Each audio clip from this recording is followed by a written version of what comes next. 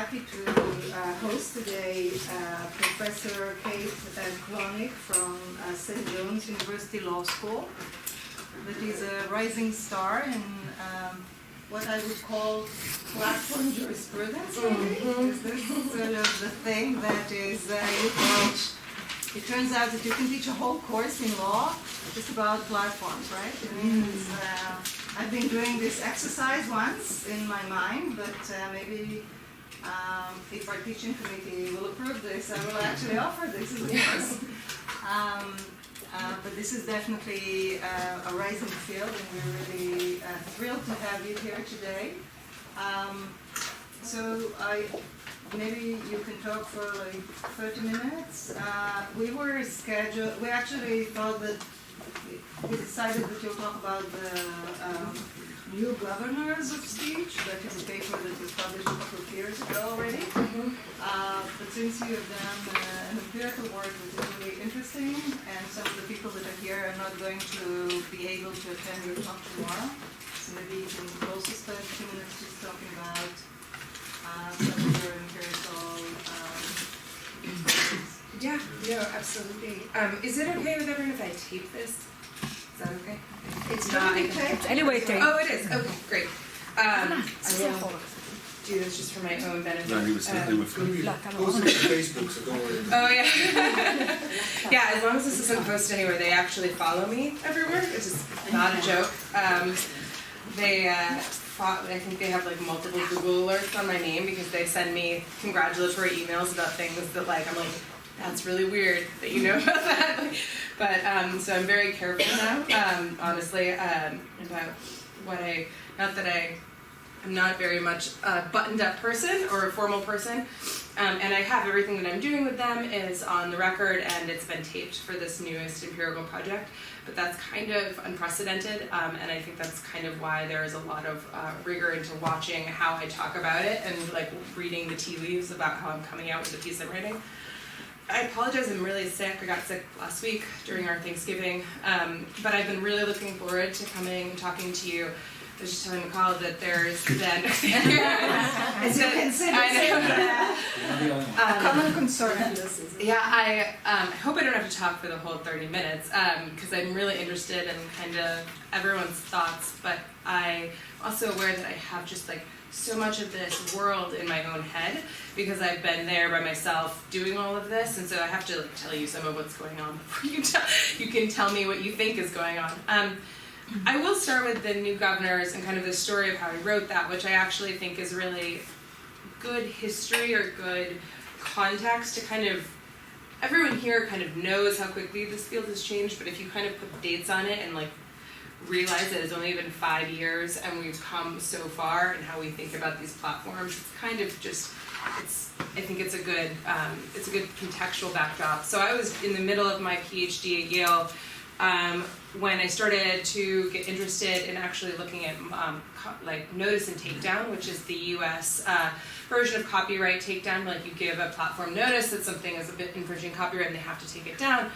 And I thought maybe there was some type of I was a cognitive science major and had a cognitive science background. I thought there was maybe some interesting decision-making things that were happening. I was interested in what that looked like. It turned out it was very boring. They just get a notice and they take it down, and there's no decision-making that happens whatsoever, which is one of the problems. But in the midst of that, I kind of learned about how there was this entire realm of content moderation that a few people had written about in Jeff Rosen for Popular Press had written about it in 2012.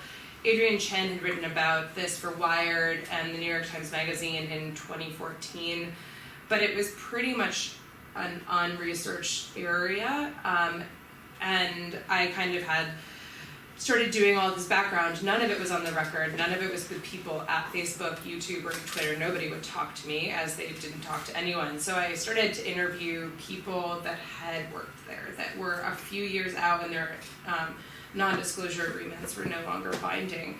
And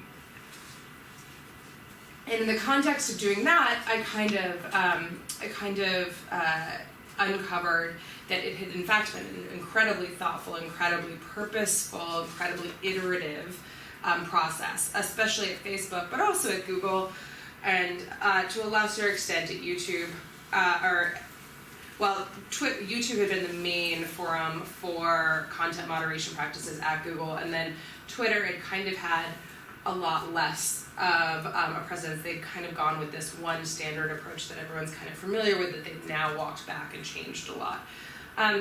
So in doing kind of all this empirical research and all of these interviews, there was at the time 2 sets of rules.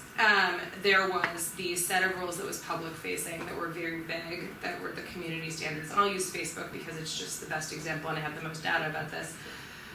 They were called the community standards, and I kind of point out in the new governors that in fact they're not standards, they were attempting to be rules, they were attempting to be things. If standards are kind of like don't drive too fast and a rule is don't drive over 35 kilometers per hour, like that those are, that what the standards were trying to be was kind of more like a rule. It was supposed to be more like don't drive over 35 miles per hour. Of course, standards are based in norms, and the norms of a community. We have no global norms, yet we had a global set of standards that were being enforced. With Facebook, they didn't make different decisions on what nudity was, whether you were in Israel or Nashville, Tennessee. It was the same standard everywhere, and that was for jurisdictional reasons and for scale reasons. Just it was very difficult and over-censoring, frankly, to kind of try to establish, or under-censoring, to try to establish one standard for everyone. So they tried to create these standards and turn them into rules. In 2008, when they started, it was, I talk about this, it was one page at Facebook when they started doing content moderation. It was a group of like 15 people. At that point, Facebook had become, in 2008, Facebook was mostly American and had just started to become open to people outside the US, but it was still predominantly American, and the content moderation was happening with kids that were just out of college, that were sitting in Silicon Valley and taking down dick pics and like hate speech and pictures of Hitler. Basically, the rule was, if it makes you feel bad, take it down, which is like the most classic of all standards. Like, it's just, what, I mean, if it had been people in Hyderabad, which later happened, enforcing that same standard, the internet would look a lot different and Facebook would look a lot different.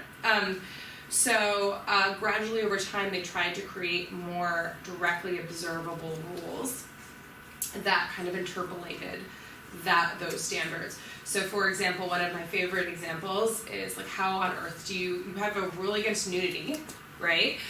Or sexually impermissible nudity. But then you have an exception for art, but then how do you define art? Like, how do you deal, it's such a classic problem. How do you deal with like Michelangelo's David, right?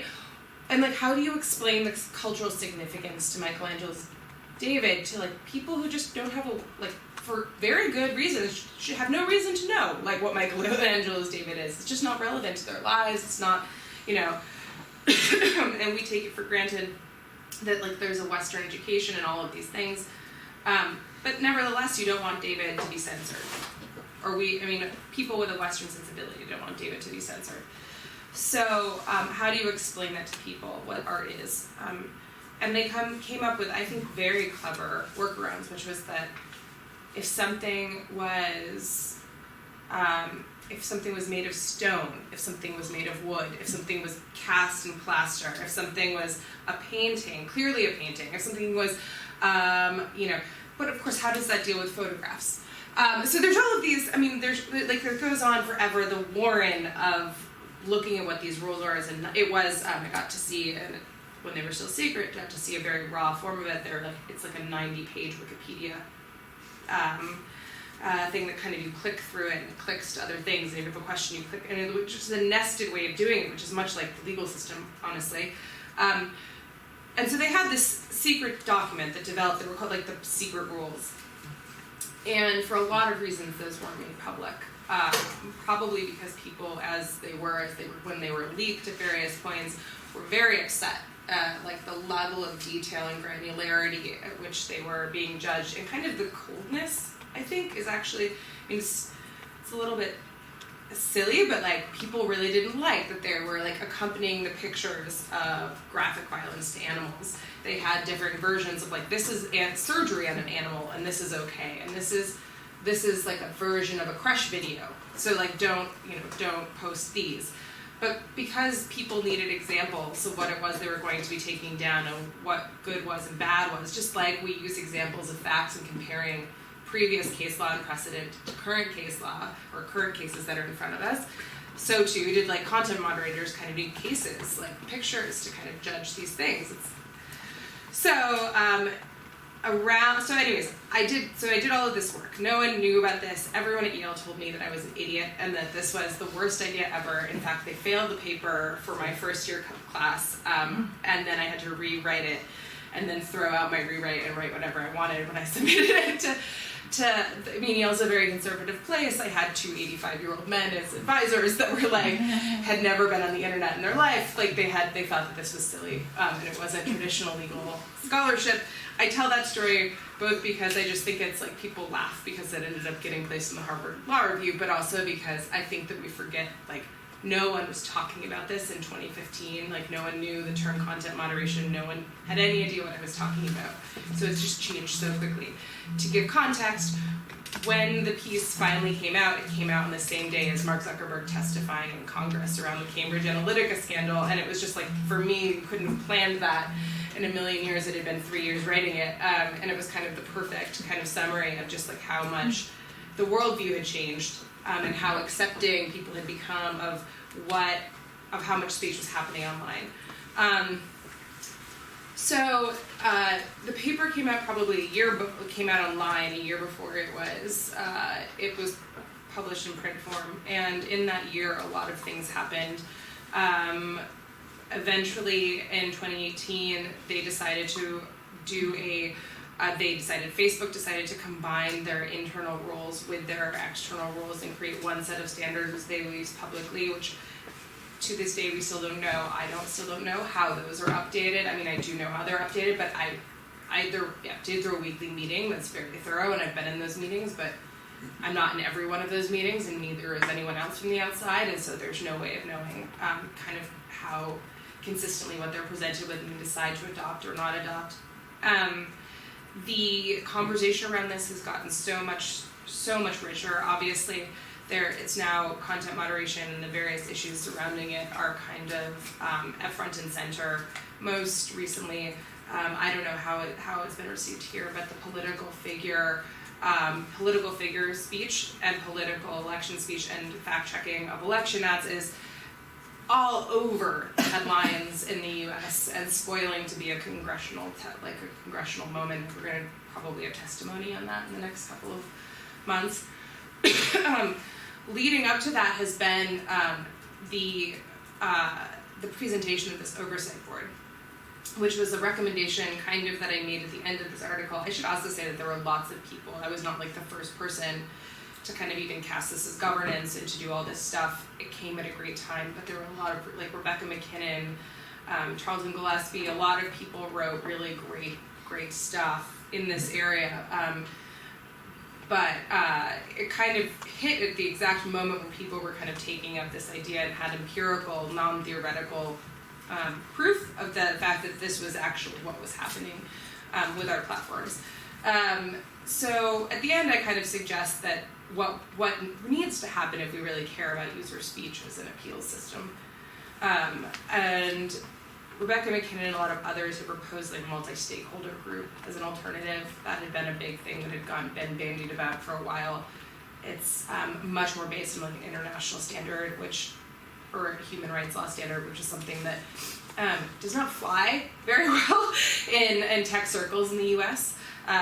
But the appeal system did. So for whatever reason, Mark Zuckerberg in 2017, and I think it was mostly because of the colossal PR disaster that was everything Facebook, decided last November that he was going to announce that there was going to be this oversight board and that they would launch it within a year. You should check your watches because that has been exactly 1 year since they did that. I just got off a very sad phone call in which I found out that there's going to be some delays and that they aren't going to launch it for a couple more months.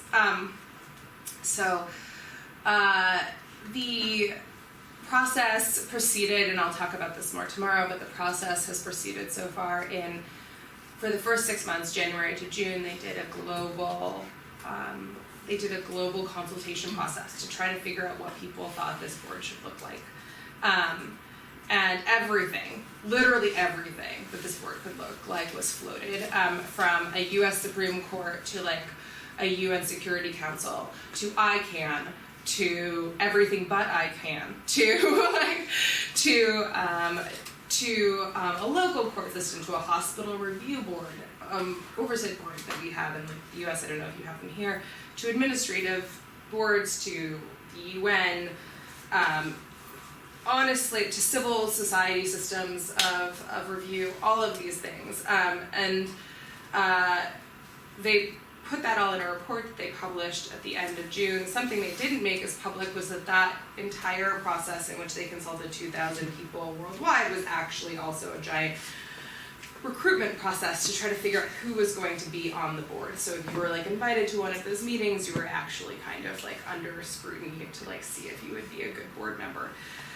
And I roll my eyes just only because I think that was both an interesting but like also kind of non-transparent way of doing that. It's been everything that you would think. There were 6 workshops that were global workshops that were held all over Singapore, Nairobi, Delhi, Mexico City, New York, and Berlin. I went to 2 Tel Aviv. and Tel Aviv. They did a smaller one here. They didn't do a full, there were 6 full size, like 50 people meetings. How many were at the one in Tel Aviv? 50? 30, yeah. They said it was a smaller one. It wasn't done, was it 2 days or 1? 1. Yeah, these were all 2 days. So like, the 2-day ones were their big kind of pushes, their public pushes, and then they did so many smaller meetings. But yes, and everyone that they were talking to in those were people that they were looking at for the board, but also that they were looking for their feedback into thinking about things. So those meetings were, I went to 2 of them just as reporting on them. I am obviously not under hopefully obviously not under consideration to be on the board because I know way too much. It wouldn't be a great idea for anyone. But it has been really nice to be a watchdog on this as it's kind of progressing. The meetings kind of wrapped up in June. They published this report about what everything should happen. I started embedding Facebook, and now I've done like, I would say it's about over 100 hours of time that I've spent on the project. I have about 40 to 50 hours of tape of just interviews with people and following people around. And that's been about every month for a week, or for 2 days every 2 weeks for basically since June. Yeah. Why did they agree to do that? I have no idea. Honestly, I think that they wanted, I get asked this all the time. I think that my paper was seen as pretty like inscrutably neutral, like it was not on one political side or the other. I tried to really like shoot straight and kind of report it to talk about it as I see it, and overlay, do the translation as I like to call it, between what the tech is and like how it overlays into governance and to the legal, like into like legal philosophy or like the legal world and jurisprudence. And I think they did not know whether this board was going to be seen. I think there was a lot of worry. The way that they talk about this board now is and the way that people are talking about it now is very different than, no one knew what it was. Again, no one knew what the heck I was doing or what this board was in like May, when I would describe to people that I was following around this board. No one had heard about it, and it just hadn't, like, there had been the announcement for Zuckerberg in November, which was a newsroom announcement that like if you don't follow every little PR breakout from Facebook, which most people don't, just had rolled right over, like you just didn't hear about it. And so, or seemed like a big PR PR kind of move. And so I think there was concern in late spring that the board wasn't going to be legitimate and people weren't going to take it seriously in the elite, to be perfectly honest, at universities, at places like that. So having someone that was going to be writing about it for the Yale Law Journal and writing about it for the New Yorker, which is where I'm writing both my pieces, was hugely legitimizing for them. I don't think they need that anymore, but too bad they got me anyway. And frankly, like, they can't get rid of me. And as things are kind of getting a little bit more rubber meets the road, it's actually fascinating because I feel a little bit like I've just been gallivanting around doing all of this, and they've been answering all my questions, and no one has been asking me any questions, and now people are going to start asking me questions, and now they can't disappear me because I've had this like very public level of access. So it's going to be, it's going to be interesting, I think, because they're delaying everything, and you have to wonder, like, why would you be delaying things? Is the political climate bad right now for you to be launching like something that would maybe offload a giant decision on your content moderation to like a third-party group? Maybe that's maybe that's something that's happening. So I think that's. I also think that don't attribute to malice, but you can attribute to stupidity, which is kind of become weirdly my mantra, having been there for 6 months. I think that everyone's very smart, but it's an incredibly decentralized place. And we're used to thinking of Facebook as one entity, and it is not. It is like 50 at the least, kind of separate silos of people doing work. And then you get up to the upper echelons and you have the executive suite, and they have their entire own set of agenda and like kind of reasons why they're doing things. So I would also that's a big part, I guess, of like of this paper is explaining that to people, because I think that's lost a lot. I think that we think of this as this monolith, this behemoth, and it's just like 90% of the company is factory floor, and on the factory floor are people that like hate working for a company that everybody in the world hates and is blaming everything on, and they don't want to work for a bad company, and they think that they're doing good work, and the work that they're doing every day seems to be good work that's in users' best interest. And so where is the message getting lost, and why does that keep getting lost is kind of part of what I'm talking about. So I've been there since June. It's been fascinating. They have put an insane amount of really smart people and resources into building this project. It is an incredibly intricate project. I will go over the nitty-gritty of the board, but to kind of give you a sense, I'm going to make a PowerPoint for this tomorrow, but I hate PowerPoint so much, so I've been putting it off. Basically, if you have... You can use this way. Oh, actually, that would be great. Do we have like... A marker? I have one in my bag.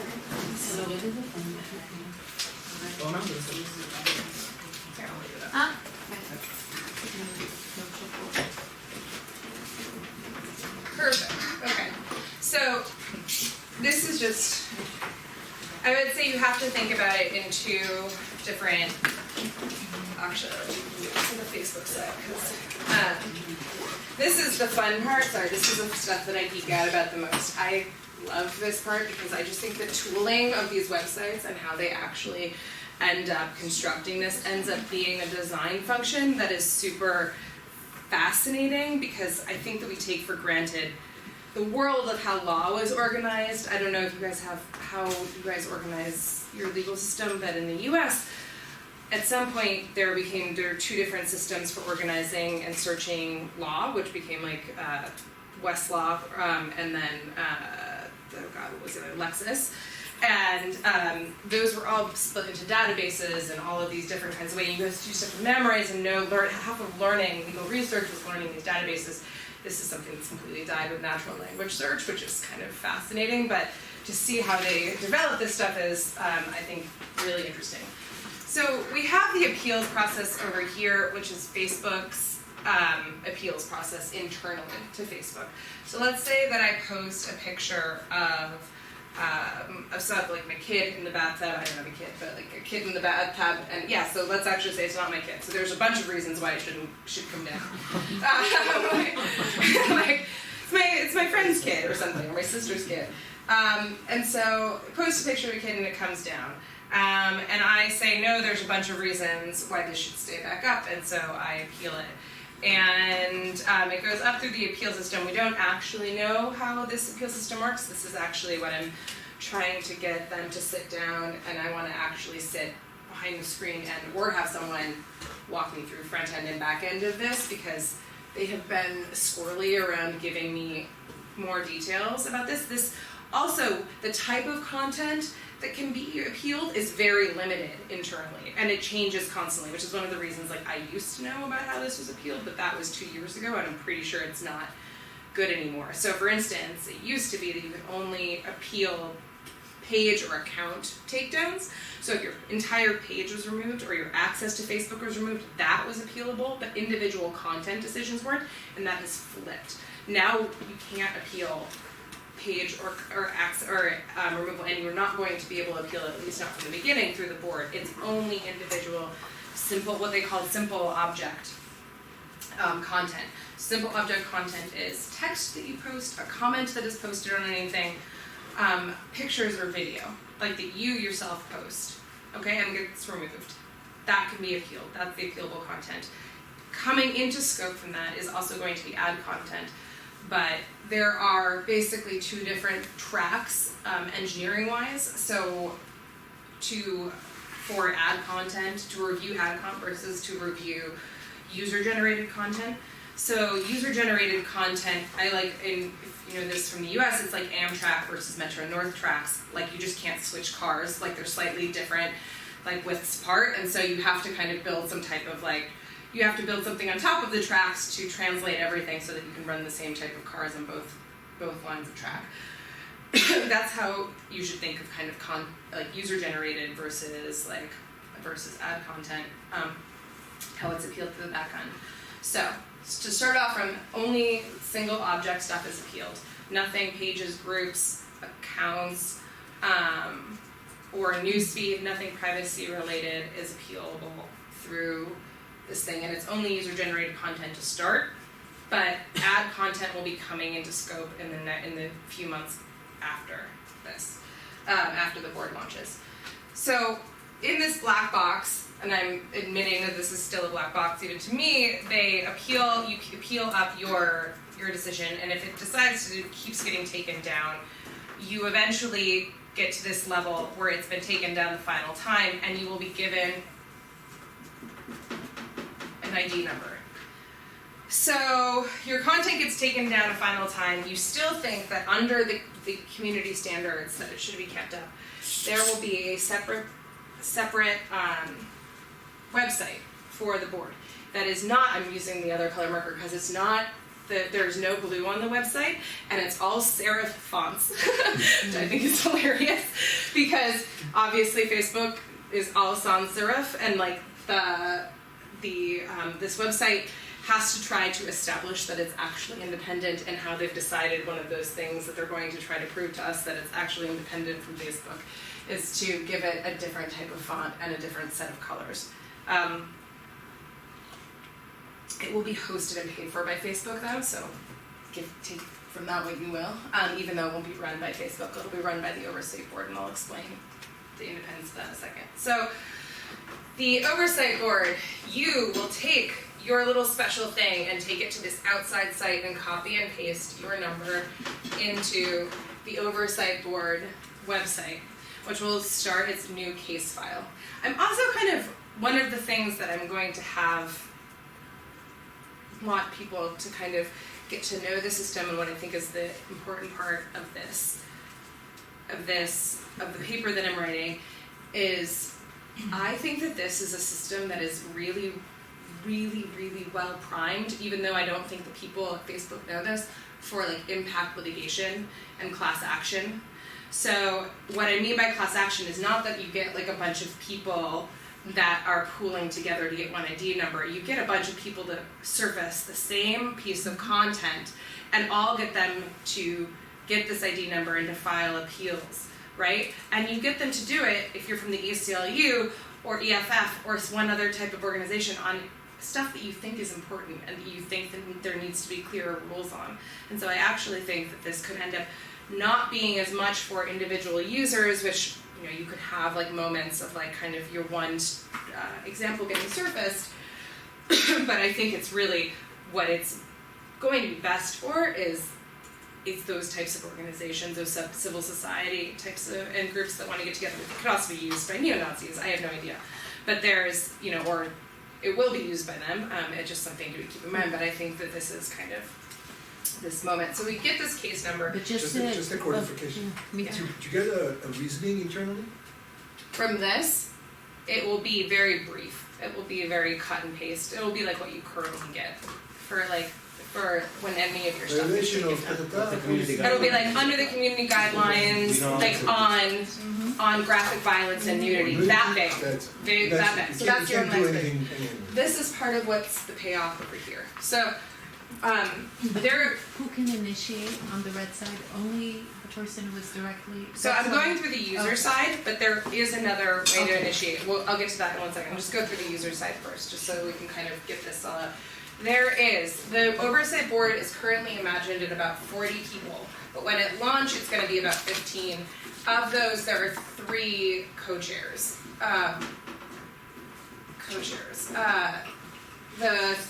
Right now, there are 3 co-chairs. I don't know how many there are going to be ultimately. The co-chairs are going to appoint 2 committees. The committee is going to be the case selection committee and a hiring committee to name new people. So the case selection committee will hear all of the cases that come in at this level. And there is going to be a staff, a secretariat, like, I don't know, it's gonna be a lot of people, probably as many people as there are on the board, maybe 100, maybe, I don't know, like 50 at least. People that advise on this. There are 3 people that will be informing on every case that comes, that gets selected. I think that it's happening at this section, I have to like check it. Wait, There could be millions of cases. Yeah, exactly. Yeah. right, no, and they have no idea, well, I will say this, there could be millions of cases, but they do have some data on how many people appeal right now, and it's amazing how few people appeal. Like how few people bother to even click through all of the stages to get to this, let alone click, and then fill out a text box, like there are significant moments of friction, like in a court system, that just slow down people's inertia to be able to appeal these things. And that's purposeful. Like, that's not without purpose. Like, there are reasons you have to fill out, like, at least in the US, like, 8 different, like, documents in triplicate, like, to file something, even though that's not what they tell you, that it's not about friction. It is, like, in some part about friction, right? So can you tell us about, whether this would reduce some of the friction? No, I it's mean, another way. or will this, okay. Oh, because it I think depends that on- this is right now, this is like friction-ish list, but it's also without explanation or any type of insight into what's actually going on. So here's the trade-off, is that if you have, this is why I think impact litigation and things like that is because you have to have people who really give a fuck, like that are gonna get to this stage, like frankly. Like you're just not gonna do this for your prom picture that you don't like how you look in it. Okay, like that's just not, which is a lot of the content that, by the way, like some of it is edge content without a doubt, but some of it is, a lot of it is just content that is just like teenagers reporting things to get back at each other, like all of this kind of stuff. And there's a lot of this. And I'll get to the one other way that we get this content, because it's actually, Is there aggregate data being reported or not? no, Is it it's just- not aggregate, they're all gonna be, so Okay. so I'm not sure, it'll be kind of up to the board and the secretariat how they decide to coalesce this data. At some point, I don't think it's here, I think it's after they pick the cases. After they pick the cases that they wanna hear, they get assigned to different 5-person panels. So there's all of these different panels.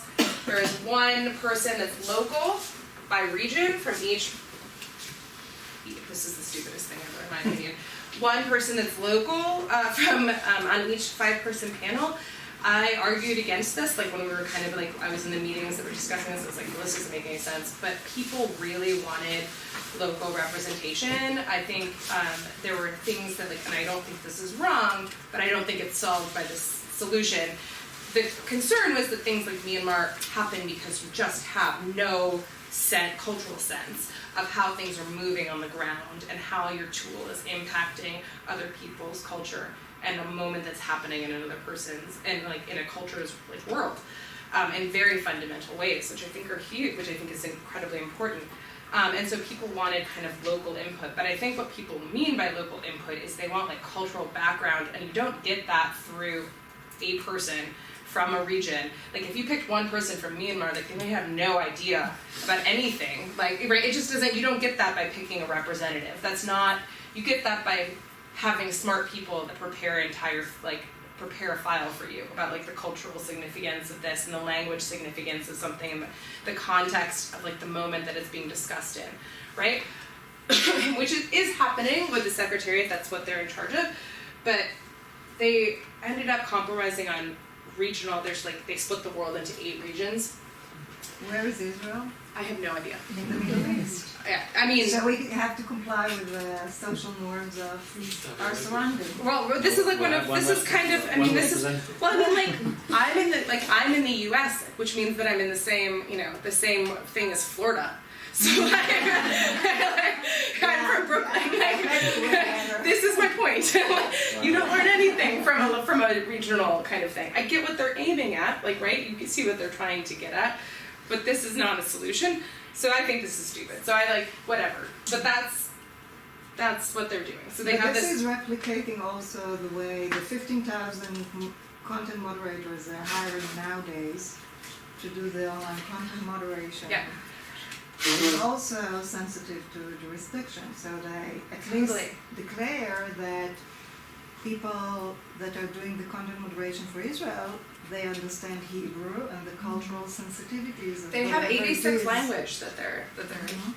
completely, and I'm all for the cultural sensitivity. They have an entire team of people called the market team that is on call constantly to deal with huge moments that need are culturally sensitive moments that need kind of this reading in, that speak Hebrew, but then speak Hebrew but live in Israel, like live in Jerusalem or live in Tel Aviv, and so they have an idea, right?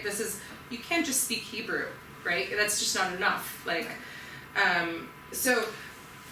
Yes, I think you're completely correct. So anyways, there's about 8 million conversations that could happen out of this whole project. It's a little daunting, but I'll just try to quickly get through this. Of these, there's going to be 3 levels of input. There will be the individual's case that they themselves put together. There will be a person that is kind of, you should think of as like a little bit the Solicitor General from Facebook that makes the case of why Facebook decided to take it down and why it should still come down. And then there will be a person who is from kind of the Secretariat that kind of explains the cultural significance of the piece of content, kind of making the case for the user. That information will go to the 5-person panels. The board itself, we will know all the members of the board. The panels are actually anonymous. So the panels will be anonymous and they will deliberate in private. There will be no oral arguments. It'll all be in briefs. People will deliberate. They will come to vote. They have to reach a consensus. Not a consensus, majority. For a while, it was a consensus, and then that was decided that like one individual could hijack any panel and all these other things. So eventually, they came around to the idea of a majority.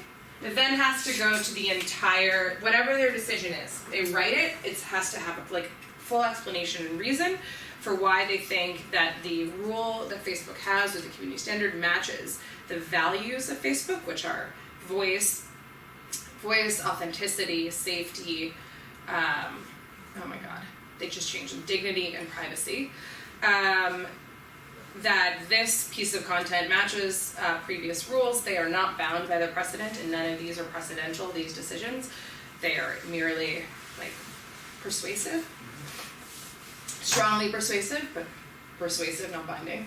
And then it goes to the full board for review. The decision goes to the full board for review. At this point, it's either approved or it's not approved. And if it's not approved, it goes to another panel and is heard again. Yeah. You mentioned there will be somebody arguing that the content is important or should remain online. Is that person will be representing the users or Yeah. someone that will be? They're full-time board staff, which means that they're not paid. Like Facebook doesn't pay them; they're independently funded. Mm-hmm. I'll get into the board and the independent funding in a second. But sorry, really going into the weeds of this. I apologize. It's okay. I'm at 45 minutes. But I think the question was, will there be direct contact? No, Do you do no, any, at no. any point? I don't that think, was a no, question. I don't think so. No, I don't think so. Yeah, no direct contact. As far as I know. So at this point, if they decide that they're going to say, put this back up, right? On this individual piece of content, the board's decision is fully binding. And so this has to be reinstated. On that individual piece of content. Not on all other pieces of content exactly like that, not on anything else, just on this piece of content. It is incredibly narrow. And that is the only thing that Facebook has bound itself to, and it's not even legally binding in any real sense. It's just binding in the PR sense of that if they go against their word on this type of thing, we'll rain shit down on them, apparently, or something. That's like, I mean, like, as most things. Brings you into some really fantastic conversations about legitimacy, the appearance of legitimacy, the role of courts, why we believe our courts do things, why we listen when our courts make decisions, all of these types of things. It just kind of, I don't know, that part of it's been fascinating. The other thing is that if they make a recommendation, and this is kind of a weak form review moment, as Mark Tushnet talks about with the courts, they can make a policy recommendation to Facebook. We think that this rule about art should also include like manure, things made out of manure, as well as stone, like wood, and like whatever. And so Facebook has to respond, does not have to take the policy recommendation, but has to respond back to the board in public form within 90 days as to why they did or did not accept the policy recommendation. That's actually pretty powerful. I think that if the board wants legitimacy, it's going to have, like, if the board gets legitimacy and Facebook wants this to look like not a giant PR scam, they're going to have to respond to it within a certain amount of time. There is so much about this that is just kind of like, I just kind of like go, like, I'm just sitting here waiting to see how all of this plays out. I don't know if my paper was distributed, I know a couple people read it, but I was forced to write 40 pages of it by the Yale Law Journal. They're like, get us 40 pages now, and I was like, it's not done yet, or not even close to being done. The tone of the paper has completely changed in like that was, like, I wrote this and none of this was clear, so this is really, things have changed a lot. The one other way that you can get things heard is that Facebook can punt something to the board. If there's some big moment happening, or some big emergency, they can put something into the board and ask the board to mandatorily hear it. But in terms of what you were aiming at, that groups may want to get an issue, they really depend on the initiative and the sharing of information by individuals, right? Yeah. There's no mechanism for, okay. Yeah. And no attempt on the side of the board in terms of consistency across individual cases? Is that a value or a goal? No, I don't No, think so. okay. I mean, Just it in might sense. become one, but it's not imagined as one necessarily. So this is, So it's not a system, it's a very individual ex ante kind of response to. yeah. Okay. So the other thing to kind of just keep in mind, and this is very hard, just kind of like Explain. conceptually, is like, this isn't Facebook. In all seriousness, this is supposed to be, I will kind of erase this in the middle. They have done, I don't know whether this is about all you can get in terms of trying to kind of create independence, but Facebook is giving a giant pile of money to a trust. They're appointing 5 trustees. They are appointing them. The trustees, so this is kind of a chicken and the egg type of thing. How do you create an independent board from scratch? It's like very, very difficult. And then the trustees will be in charge of formally appointing and running the budget that goes to the oversight board. But the members are pretty much all picked by the oversight board, and they just go for formal approval to the trustees. Same with the budget. It all just goes for formal approval to the trustees. So it's not clear how this is going to play out, right? It's not clear what the motivations of the trustees will end up being. In US courts and corporations, like, trustees can be very neutral, and typically are, but this is like a highly politicized position given like the nature of like this thing that they're creating, and so who knows who's going to decide to like thrash and go against like, you know, this thing that's being created. Can the trustees change the mandate of the board? What do you say? Can the trustees change the mandate? For example, No, the decide board that can. No. the board can change. So there's two documents. There's a charter, which is basically lays out the process that I just said, and then there's bylaws, which were supposed to get released beginning of December and are now being released in mid-January, that are 35 pages. They all have, their bylaws have 4 different parts, and they're all differently amendable by different numbers of majority of the board and the trustees. But basically, But one not of the by Facebook. but not by Facebook. Never by Facebook. Okay. Except for the Facebook part, which is like the Facebook has, so Facebook will always own the values, for instance. Like, think of those as like life, liberty, and pursuit of happiness. It's not technically like in our constitution, but it's like these like values that kind of embody like all of these ideas, or I mean, you could think of the Constitution, but the substantive Constitution. Think of like substantive due process versus procedural due process. And the Charter is procedural due process, and maybe to a lesser extent the bylaws. But the values, the substantive due process, what you care about, those 5 things. Voice, they dropped the term equity for whatever reason, kind of interesting. Put in dignity, which you guys love, but I think is like, never has made sense to me. Dignity, privacy, safety, and authenticity. I also just dislike authenticity. But those are the values. The charter can be amended, so the scope of the board can be completely amendable by the board itself. This is kind of really interesting, is you have to put all of these procedures for change into the thing, but you can't, but it's also like hard not to overwrite and then be tipping your hat as you're kind of drafting these kinds of documents as to what you think the board should one day do. Like, they have to be left on their own eventually to make their own decisions about what they're going to be, but Facebook is drafting, they're forming documents. And so of course that has like, that's not neutral, right? And like, and that's like one of the most controversial parts right now, and that's why I'm like pretty upset about the bylaws taking their time to kind of come out, is because they're at the Mark's looking at them right now, and like basically